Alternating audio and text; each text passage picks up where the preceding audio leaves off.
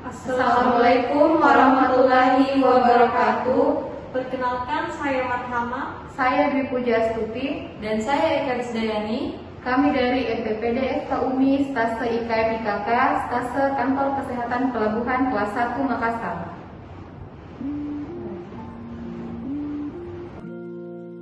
Pemeriksaan hazard radiasi elektromagnetik.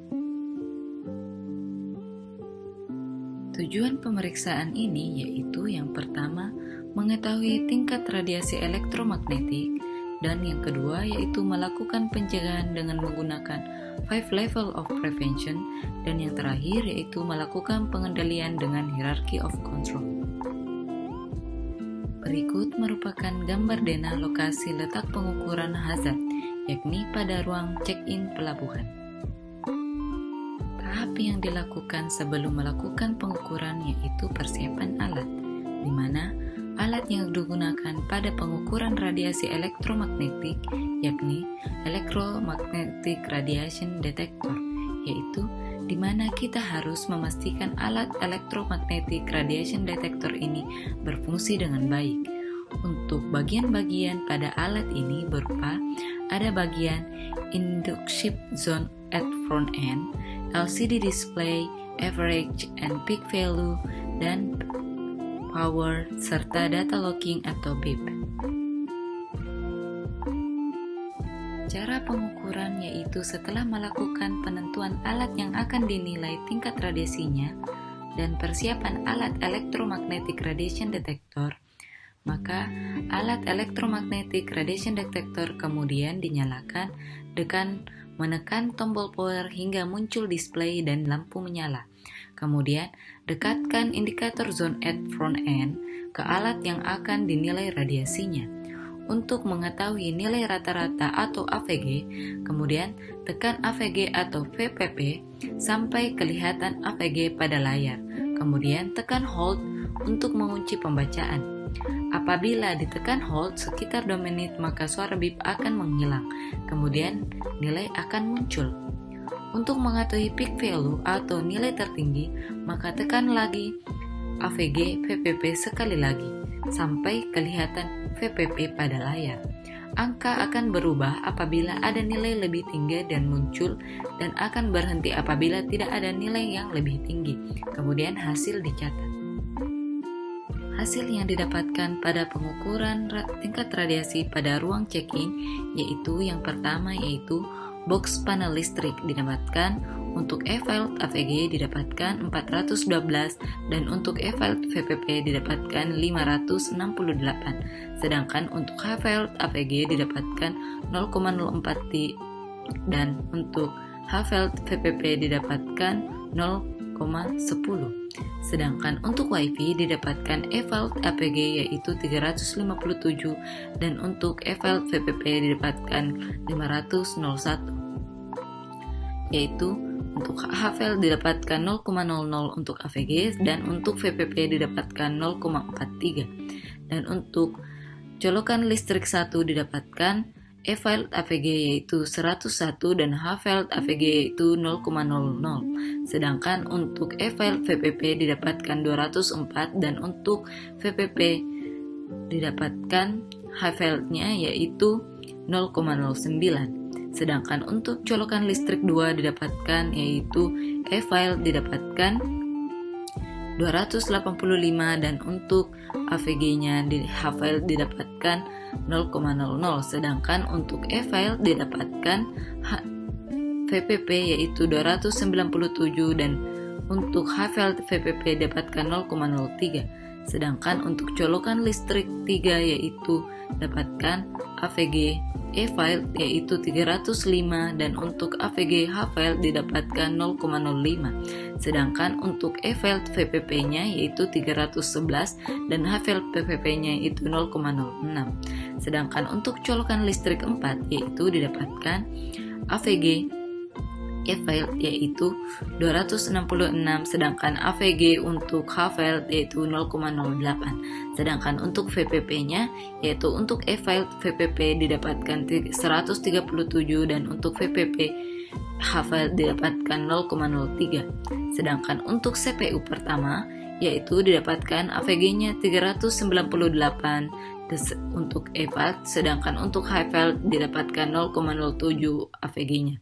Sedangkan untuk VPP didapatkan untuk EVALT didapatkan 412 dan untuk HVALT didapatkan 0,09.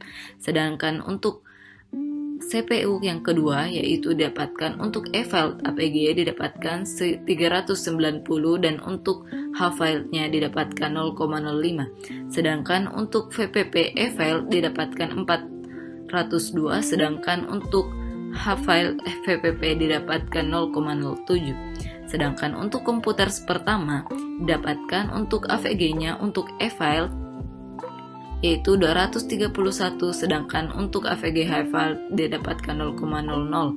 Sedangkan untuk VPP-nya didapatkan untuk EVALT yaitu 256, sedangkan untuk HVALT didapatkan 0,00. Sedangkan untuk komputer kedua didapatkan untuk AVG untuk HVALT yaitu 336, sedangkan HVALT-nya didapatkan 0,00. Sedangkan untuk VPP didapatkan nilai yaitu 343, sedangkan untuk VPP yang berikutnya yaitu 0,00 untuk HVALT. Sedangkan untuk saklar lampu didapatkan yaitu AVG-nya pada EVALT yaitu 341, sedangkan pada HVALT didapatkan 2,30. Sedangkan pada VPP-nya didapatkan pada EVALT yaitu 386, sedangkan pada HVALT didapatkan 2,89. Sedangkan dispenser didapatkan untuk AVG EVALT yaitu 198, sedangkan AVG HVALT didapatkan 0,00. Sedangkan VPP untuk EVALT didapatkan 208, sedangkan untuk VPP-nya didapatkan untuk HVALT didapatkan 0,00. Sedangkan AC sendiri didapatkan untuk AVG EVALT yaitu 108, sedangkan AVG HVALT didapatkan 0,19. Sedangkan untuk VPP EVALT didapatkan 114 dan VPP HVALT didapatkan 0,16. Sedangkan untuk keyboard 1 didapatkan AVG EVALT yaitu 273, sedangkan untuk AVG HVALT didapatkan yaitu 0,00. Sedangkan VPP untuk EVALT yaitu 544, sedangkan HVALT-nya didapatkan 0,01. Untuk keyboard kedua yaitu dapatkan AVG EVALT yaitu 336 dan HVALT-nya didapatkan 0,00, sedangkan VPP didapatkan untuk EVALT yaitu 443 dan HVALT-nya 0,00. Setelah dilakukan pengukuran dan didapatkan adanya faktor risiko kerja dari radiasi, pencegahan yang dapat dilakukan dengan 5 level of prevention. Yang pertama yaitu health promotion, di mana pada tahap ini kita melakukan penyuluhan atau edukasi terkait bahaya radiasi elektromagnetik, kemudian membuat poster dan pamflet terkait bahaya radiasi elektromagnetik, dan yang ketiga yang dapat dilakukan yaitu membuat video edukasi terkait bahaya dari radiasi elektromagnetik. Selanjutnya yaitu specific protection. Pada tahap specific protection yaitu melakukan pengukuran radiasi secara komprehensif terhadap semua ruangan untuk mencegah terjadinya penyakit akibat kerja dengan cara yang pertama yaitu mengurangi risiko dengan menggunakan alat pelindung diri berupa kacamata anti radiasi, baju anti radiasi, dan hood. Sedangkan yang kedua yaitu menetapkan prosedur kerja secara aman untuk mengurangi risiko lebih lanjut.